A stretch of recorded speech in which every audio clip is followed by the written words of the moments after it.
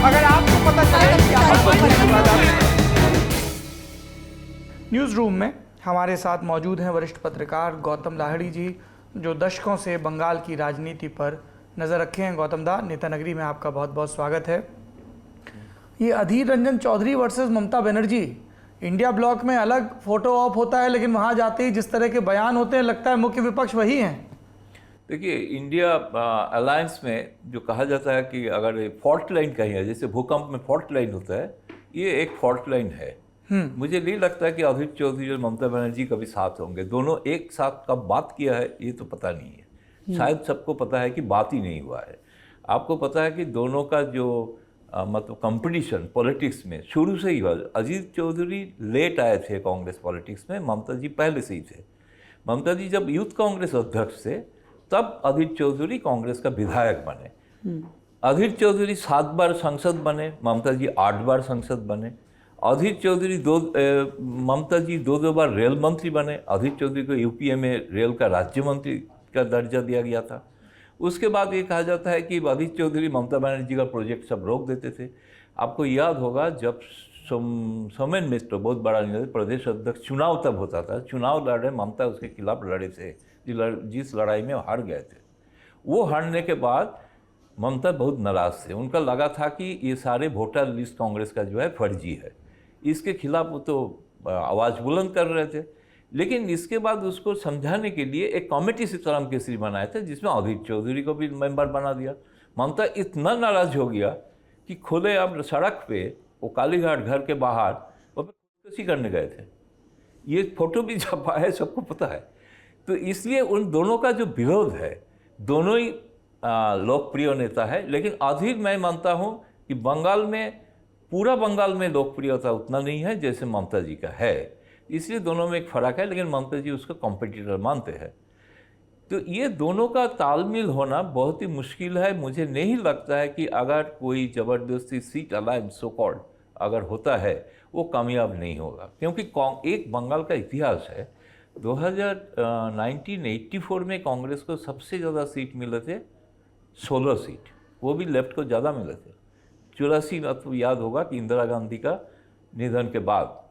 लेकिन फिर भी इसके बाद कांग्रेस को 4-5 सीट मिलते आते हैं। उसमें मुर्शिदाबाद एक जिला है जिसमें अधीर का पकड़ है, और मालदा है, और दिनाजपुर से प्रिय रंजन दास मुंशी जब थे उनका है।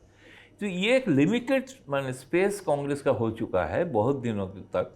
इसके आगे कांग्रेस बड़ा नहीं है। दक्षिण बंगाल में कांग्रेस है ही नहीं है। लेकिन इस जगह के लिए अलायंस के बावजूद भी जो अकेला लड़े कांग्रेस, तब भी उसको 4 सीट मिले थे। और अधीर चौधरी को आपको पता होगा जब कांग्रेस का सबसे कम सीट आया था 2014 में, उसमें अधीर चौधरी देश में अकेला कांग्रेस सांसद जिसका सबसे अधिक वोटों से उसको मिला था, और अधिक वोटों से जीता भी था। सोनिया गांधी से भी ज़्यादा वोटों से जीते।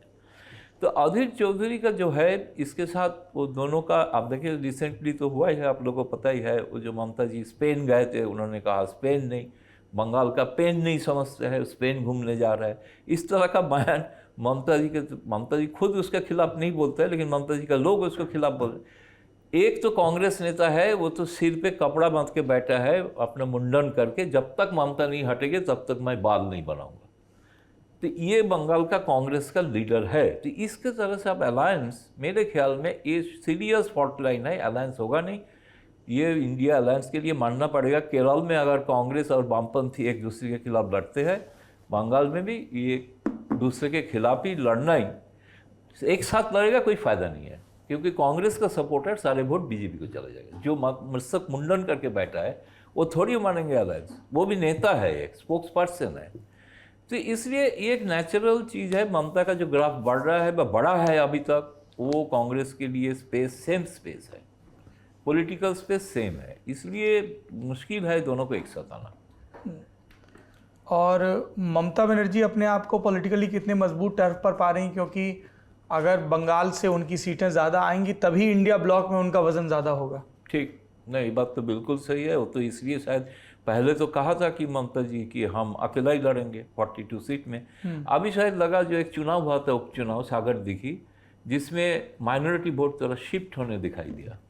तो उसको लगता है देश में अभी राहुल गांधी का शायद जो उसका जो नारा है, नफरत का बाजार में मोहब्बत का दुकान, वो थोड़ा इम्पैक्ट कर रहा है ऑन द माइनॉरिटीज़।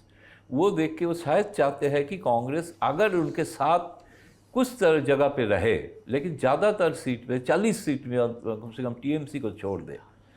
दोनों का झगड़ा ऐसे ही मुश्किल है, इसलिए अभी कुछ दिन पहले सेंट्रल हॉल में जब चालू था, हम लोग भी जाते थे, तो अधीर चौधरी पार्लियामेंट के अंदर शारदा घोटाला के ऊपर बहुत बड़ा एक बयान दे रहे थे। सो ममता जी चीफ मिनिस्टर, लेकिन किस कारण से दिल्ली आए थे, आने के बाद वो सेंट्रल हॉल में आते थे, हम लोग भी सब बैठे थे। सोनिया गांधी कॉरिडोर से जा रहे हैं, ममता जी उसको पकड़ लिया। अरे इतना जोर कहा सोनिया गांधी को क्या कि अगर आप ये अधीर को नहीं रोकेंगे तो हम का आपके साथ जिंदगी में कोई रिलेशन नहीं रखेंगे। आपको याद होगा 19 के बाद, ममता जीतने के बाद, आने के बाद दिल्ली में उन्होंने कहा था दिल्ली आने से ही बार बार सोनिया गांधी को क्यों मिलना पड़ेगा, ऐसे नहीं है कि उनके साथ ही मिलना है। तो ये रिलेशन जो है ना, ये रिलेशन बड़ा डिफिकल्ट रिलेशन है। ये मान के चलना पड़ेगा हकीकत लीडरशिप को भी कि इसमें आप कोई माने समझौता कोई हो जाएगा, मुझे नहीं लग रहा है। बहुत शुक्रिया गौतम दा।